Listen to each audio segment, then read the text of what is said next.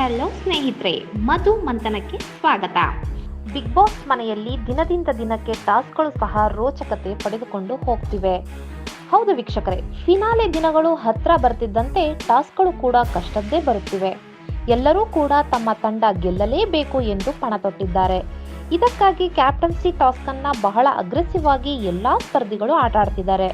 ಅದರಲ್ಲೂ ವಿನಯ್ ಜಗಳ ಮಾಡದೇ ಇರೋಂಥ ಟಾಸ್ಕೇ ಇಲ್ಲ ಅಂತ ಹೇಳ್ಬೋದು. ಈ ವಾರ ಮತ್ತೆ ಟಾಸ್ಕ್ ವಿಚಾರವಾಗಿ ಎದುರಾಳಿ ತಂಡದ ಅವಿನಾಶ್ ಶೆಟ್ಟಿ ಜೊತೆ ವಿನಯ್ ಕಾದಾಟಕ್ಕೆ ಇಳಿದಿದ್ದಾರೆ.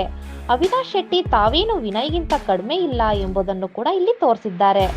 ಹೌದು, ಇಷ್ಟು ದಿನ ಸೈಲೆಂಟ್ ಆಗಿ ಎಲ್ಲವನ್ನೂ ಗಮನಿಸ್ತಿದ್ದ ಅವಿನಾಶ್ ಶೆಟ್ಟಿ ಈಗ ವಿನಯ್ ಜೊತೆಗೆ ಕಾಳಗಕ್ಕೆ ಇಳಿದಿದ್ದಾರೆ. ಈ ಮನೆಯಲ್ಲಿ ನೀನೊಬ್ಬನೇ ವಿಲನ್ ಅಲ್ಲ ಎಂಬ ಮಾತನ್ನು ಕೂಡ ವಿನಯ್ಗೆ ಅವಿನಾಶ್ ಹೇಳಿದ್ದಾರೆ. ಈ ಮಾತಿಗೆ ವಿನಯ್ ಕೋಪ ಮಾಡ್ಕೊಂಡಿದ್ದಾರೆ. ಇನ್ನು ಸಿರಿ ಎರಡೂ ತಂಡಗಳ ಉಸ್ತುವಾರಿಯನ್ನ ವಹಿಸಿಕೊಂಡಂತೆ ಕಾಣಿಸ್ತಾ ಇದೆ. ಇಬ್ರು ಕೂಡ ಜಗಳಕ್ಕೆ ನಿಂತ್ಕೊಂಡಾಗ ಸಿರಿ ಬಂದು ಬಿಡಿಸುವ ಪ್ರಯತ್ನ ಮಾಡಿದ್ದಾರೆ. ನಂತರ ಯಾವಾಗ ಜಗಳ ತಾರಕಕ್ಕೇರುತ್ತೋ ಆಗ ಇಬ್ರನ್ನೂ ಕೂಡ ತಂಡದಿಂದ ಹೊರಗಿಡುತ್ತೇನೆ ಎಂದು ಎಚ್ಚರಿಕೆ ಕೊಟ್ಟಿದ್ದಾರೆ.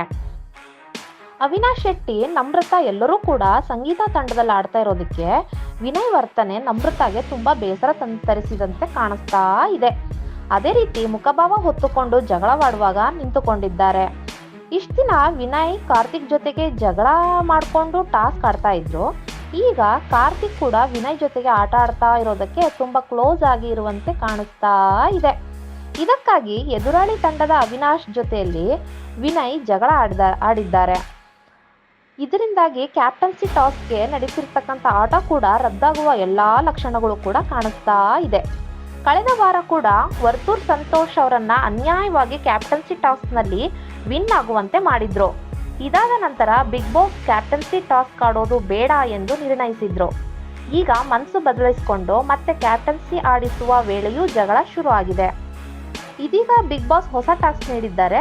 ಅದು ಏನಂದ್ರೆ, ಬಟ್ಟೆಗಳನ್ನು ಎದುರಾಳಿ ತಂಡಗಳಿಂದ ಶುಭ್ರವಾಗಿ ಕಾಪಾಡಿಕೊಳ್ಳಬೇಕು ಎಂಬ ನಿಯಮ ಮಾಡಿ ಟಾಸ್ಕ್ ಅನ್ನ ನೀಡಿದ್ದಾರೆ. ಎರಡೂ ತಂಡದಲ್ಲಿ ಬಟ್ಟೆಗಳನ್ನು ಒಣ ಹಾಕಲಾಗಿದ್ದು, ಅದರಲ್ಲಿ ಎದುರಾಳಿ ತಂಡದವರು ಬಂದು ಬಣ್ಣ ಹಚ್ಚಿದರೆ ಮತ್ತೆ ಮತ್ತೆ ಒಗೆದು ಆ ಬಟ್ಟೆಯನ್ನು ಸರಿಯಾದ ಕ್ರಮದಲ್ಲಿ ಇಡಬೇಕು ಎಂಬುದು ನಿಯಮವಾಗಿದೆ. ಇಲ್ಲಿ ಅವಿನಾಶ್ ವಿನಯ್ ಒಣಗಿ ಹಾಕಿದ್ದ ಬಟ್ಟೆಗೆ ಬಂದು ಬಣ್ಣ ಹಚ್ಚಿದ್ದಾರೆ. ನಂತರ ಜೋರಾಗಿ ಎಳೆದುಕೊಂಡು ಹೋಗಿದ್ದಾರೆ.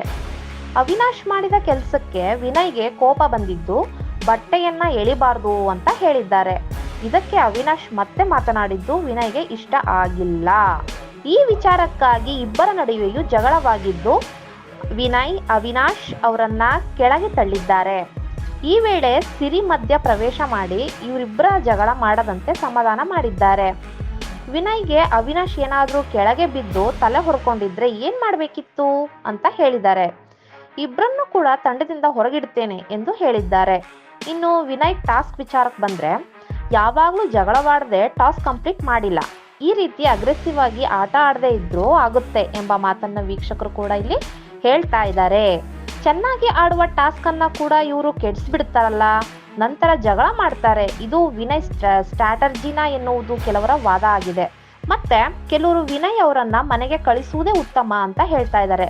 ಒಟ್ಟಾರೆ ಈ ವಾರದ ಟಾಸ್ಕ್ ತುಂಬಾನೇ ಫಿಸಿಕಲ್ ಆಗ್ತಾ ಇರೋ ಕಾರಣ ಇಷ್ಟೊಂದು ಫಿಸಿಕಲ್ ಬೇಕಾ ಎನ್ನುತ್ತಿದ್ದಾರೆ ಪ್ರೇಕ್ಷಕರು.